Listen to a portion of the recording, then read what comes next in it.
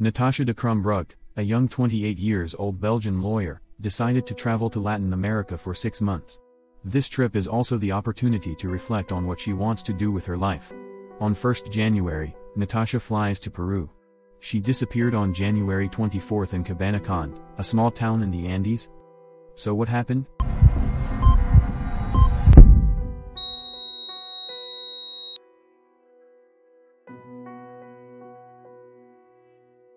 On 1st January, Natacha flies from Brussels, Belgium, to Lima, Peru, for a 6-month trip in Latin America.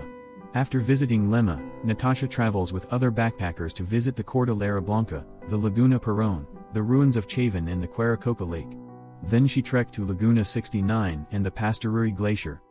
Still on organized trips, she goes to Cusco and visits the Sacred Valley of the Incas, the Rainbow Mountain, the Montaña Roja, the Manu National Park. Then, after a 4-day trek, she arrives at Machu Picchu. Afterwards, Natacha travels with a friend by bus to Puno, on the shores of Lake Titicaca. There she visits the Uros, Amantani and Taquil Islands. On 20th of January, Natacha celebrates her 28th birthday on Lake Titicaca. In her last phone conversation with her parents, she tells them that she plans to go alone to the Culca Canyon, trek there, disconnect and rest for a few days in an oasis to prepare for the rest of her trip to Bolivia. She buys a ticket for a flight from Lima to Bogotá on 4th of February. Cabanacand is a small town of 3,000 inhabitants, located at 3,200 meters of altitude in the Peruvian Andes. It is the starting point for 3 treks in the Culca Canyon, one of the deepest in the world. On 23 January, arrival in Cabanacand and last day before disappearing. 5 a.m., Natacha takes a tourist bus from Puno to Chivay, from where she goes by collective bus to arrive in Cabanacand at 3:23 p.m. From 3:26 p.m. to 3:28 p.m., Natacha is filmed by the camera at the Pachamama Hotel. The receptionist recommends Mirko's house, which is cheaper. From 4 p.m. to 5 p.m., the Polar Step application shows that Natacha walks towards the ruins of Calamarca. Around 5:30 p.m., Natacha uses the Wi-Fi in Mirko's house for 10 minutes to send her last messages to friends. But the hotel is closed due to COVID. The hotelier tells her about La Estancia, a small local hotel. From 9 p.m. to 9:45 p.m., Natacha eats alone at La Virgen de Chapi restaurant.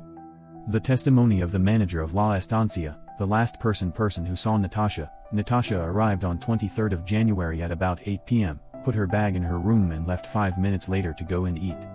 Natacha returned to La Estancia around 11 p.m. and asked if she could leave her big bag for 5 days, the duration of her trek in the Culca Canyon.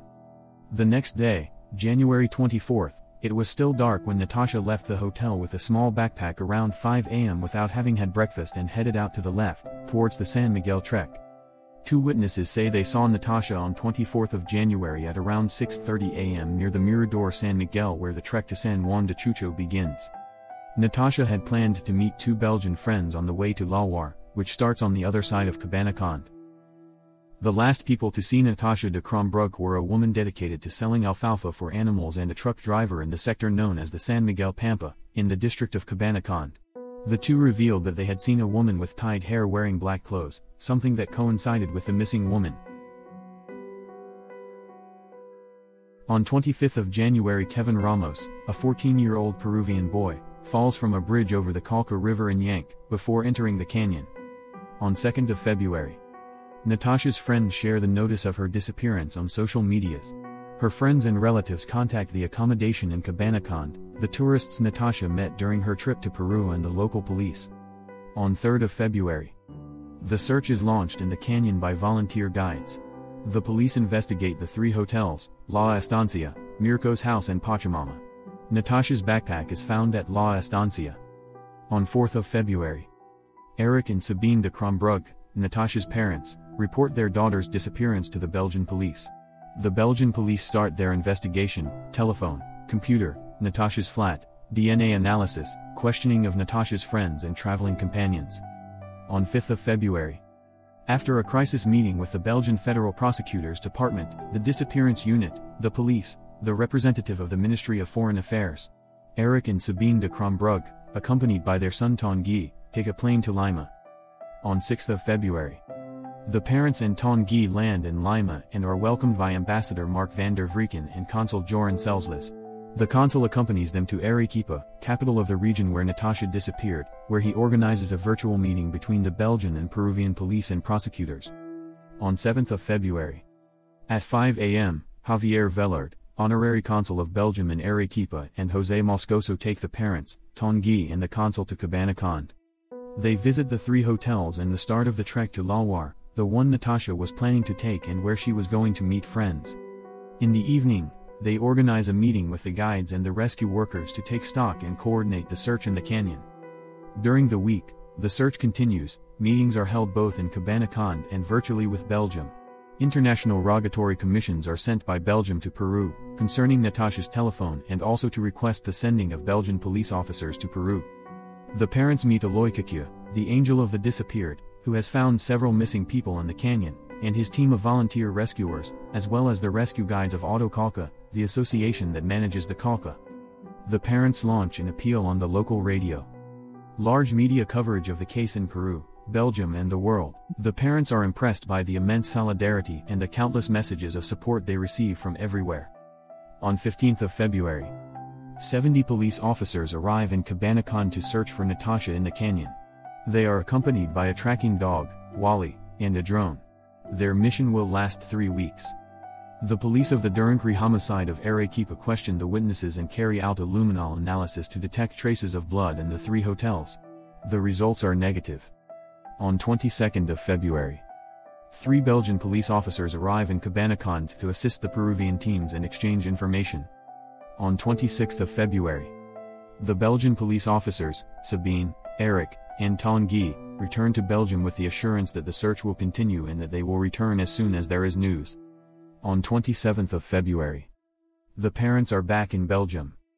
A support group looking for Natacha is launched by Natacha's friends and relatives.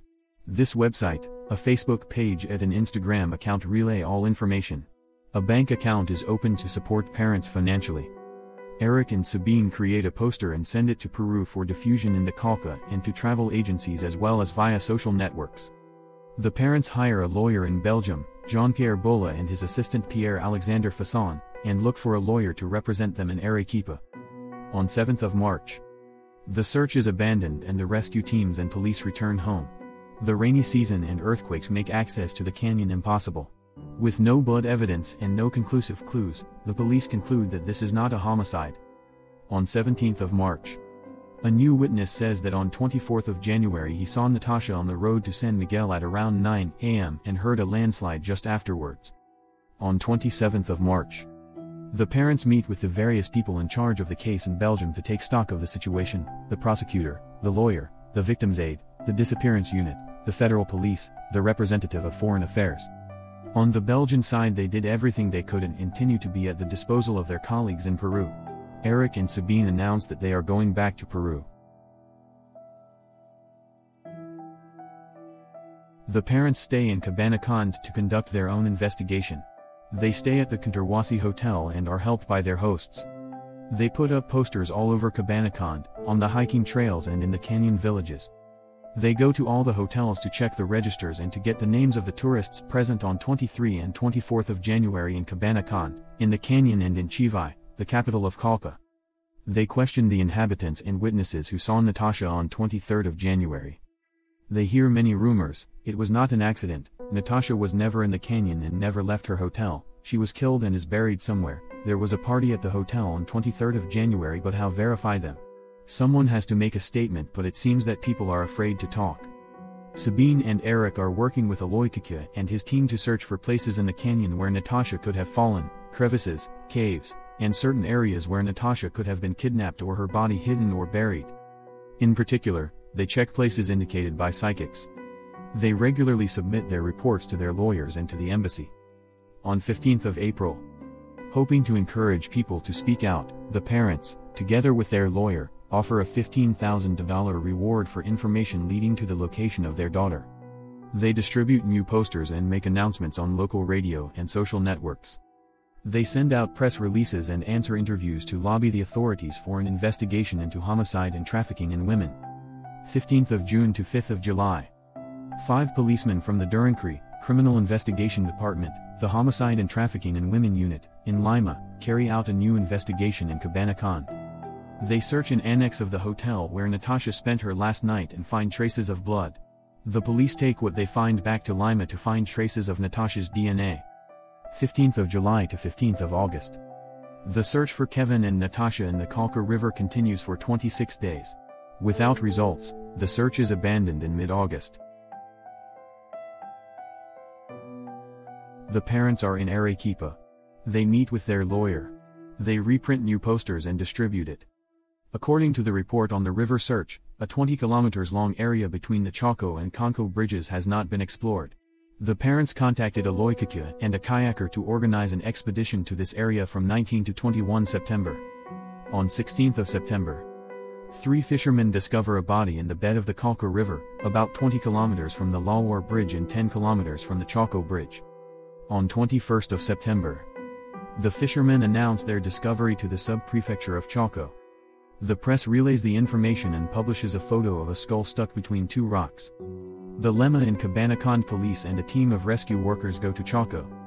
The prosecutor of Pedregal and 4 forensic experts from Arequipa join them in the early morning.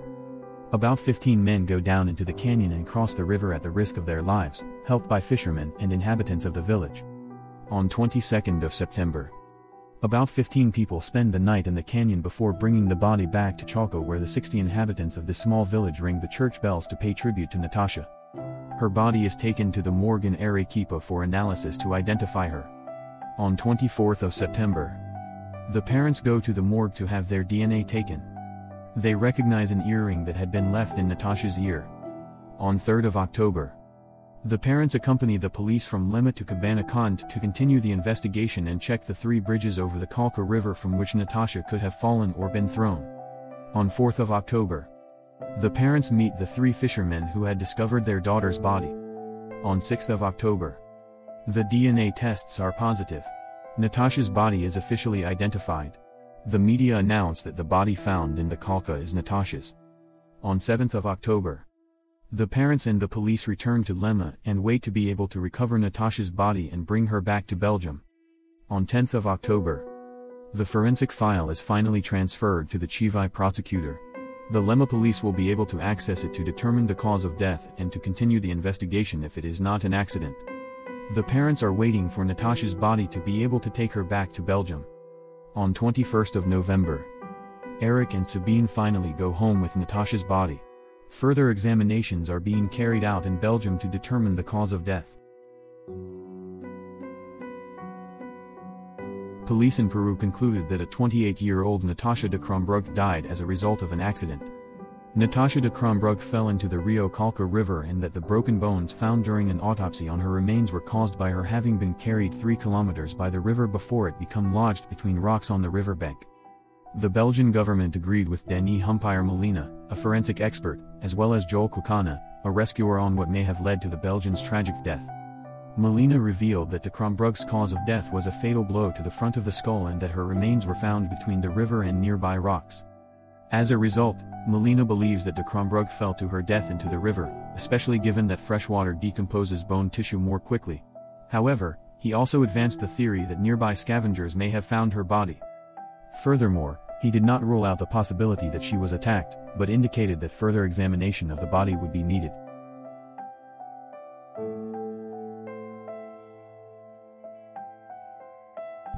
Thank you for watching. Don't forget to hit that subscribe button, leave your comments below, and like, share, and subscribe so you don't miss our next video.